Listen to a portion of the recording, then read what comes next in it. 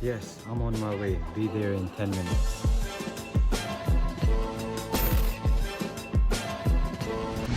So I'm meeting a friend of mine. We're gonna make a YouTube video. So I'm gonna park my car somewhere.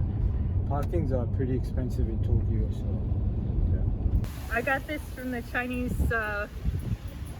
what was it? The Chinese supermarket. Okay, There you go. thanks. Uh-oh. I'm using this for the first time. Nice. Thanks.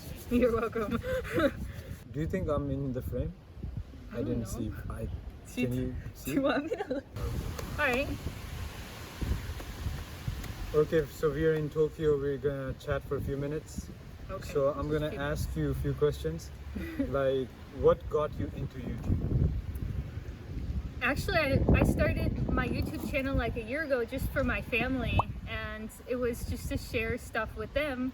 And then about 2 months ago, suddenly a lot of other people that weren't my family started finding the channel, and it just took off really fast. So when that happened, I changed my strategy, and instead of it just being for my family, it was now for anyone who wants to watch.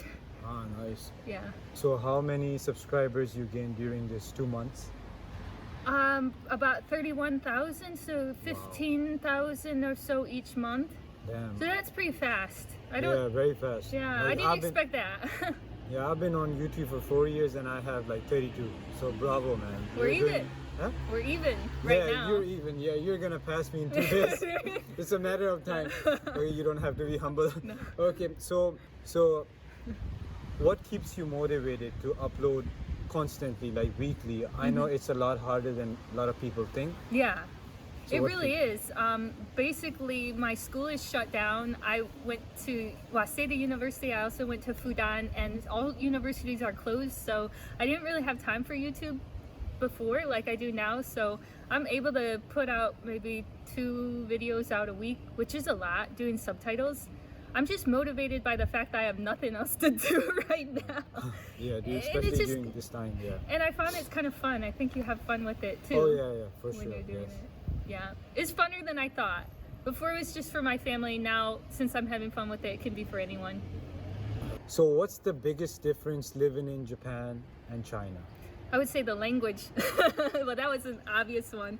The biggest difference is the language and the way people communicate with each other. Just social norms, things that are socially acceptable in China may not be socially acceptable in Japan.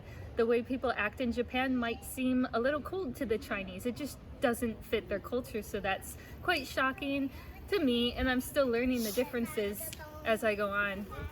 Do you think like there are similarities between Japanese and Chinese kanji? Like, Oh yeah, well, of course. Well, especially even the pronunciation of certain words, like you take the word in Japanese kanban, it comes from the Chinese word kanban. It's exactly the same Wow. in many instances. Or so if a Chinese, Toushokan, I things see. like Toushokan, Tushuguan in Chinese, lots of similarities. So if a Chinese person come, he can survive basically. They can With them. survive by reading kanji, but the Wow. problem is when you throw hiragana in there, Oh yeah. when you got like tabeta, tabetai, taberu, Chinese cannot tell the difference between those, so they can't get the meaning of the sentence. Oh, I see. But it's very helpful for reading signs if you know Chinese kanji. You're golden here for that. And menus, if you want to know what kind of stuff is on the menu. So who's your favorite YouTuber? Like, do you have That's a any good favorite? question. You might be surprised.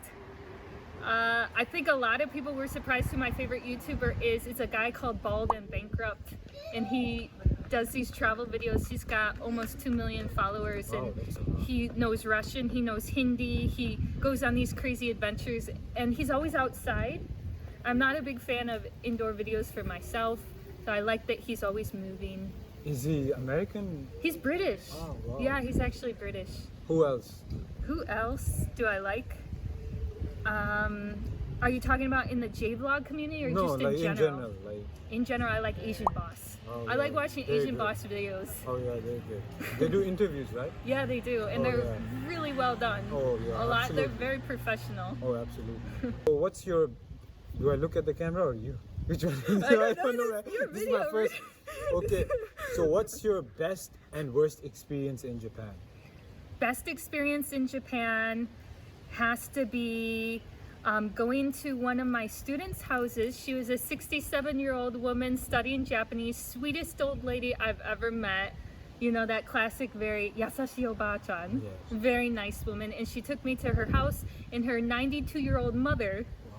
very, very bright, very happy, very healthy mother, was teaching me sado and taught me Japanese no, which is like the equivalent of, I don't know, kind of similar to opera, singing. Yeah. And she sung in front of me, and she was so cute, and she was going just doing the cutest stuff. Wow. That was probably, I went to their house 2 times. That was like the best, most authentic experience I had in Japan. The worst one, yeah, I don't like talking about negative things because I had a lot of great experiences in Japan, but it's not a fantasy world over here. Like, you can't pretend that everything is perfect. Oh, yeah. Absolutely. Oh, it's windy. But when I worked at that Eikawa no Gakko, the English conversation school, I had many great students. I taught 200 people, and then a couple of them kind of sucked. And that was, you know, you teach enough people, you got millions and millions of people in Tokyo, there's going to be yeah. some bad eggs. Absolutely. And I remember I got harassed by one student, by one out of 200, and he was just really weird. And I had to ask the school to...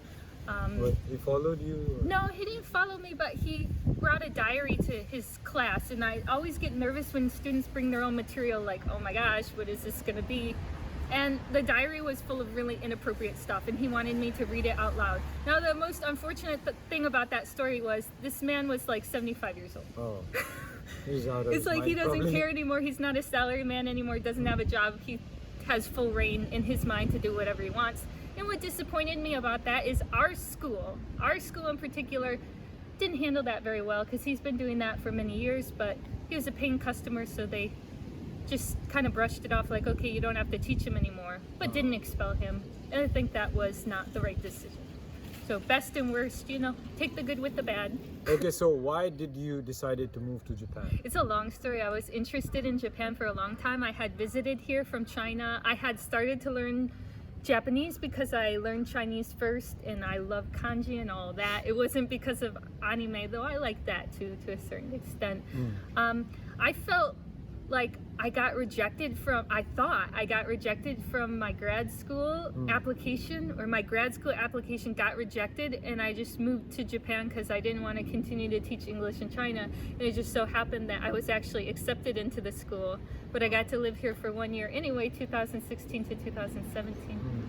Nice. I just liked Japan when I visited it. It had a lot of things that I liked, and I wanted to try to live here, and it's been pretty cool, and go to school here. Okay, what's the one big difference between living in Japan and America?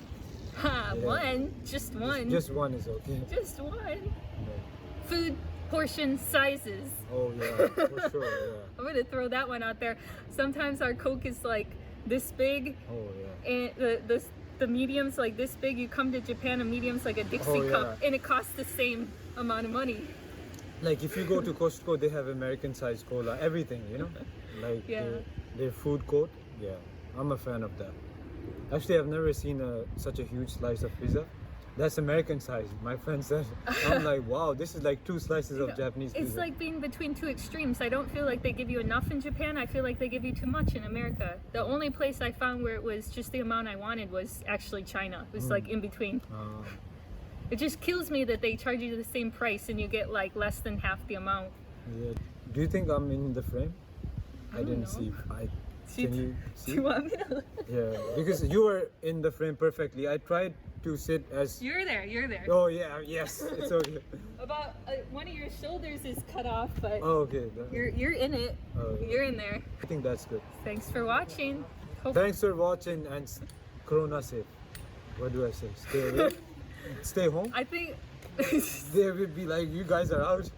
Thank you for watching, and we wish you the best. And you know, take care of yourselves. Take care of yourselves. And there's a lot of questions that got answered, and it's been cool meeting you Yeah. and hanging out. No, it's Corona. Yeah, Corona. that's a air handshake. Yeah. That works. It works. Besides, they don't shake hands much in Japan. ありがとうございました。 Yeah. 楽しかったです。本当に。 What about Americans? What do you think? They shake hands. Okay, shake hands. Okay. That was so awkward. Yeah, all good.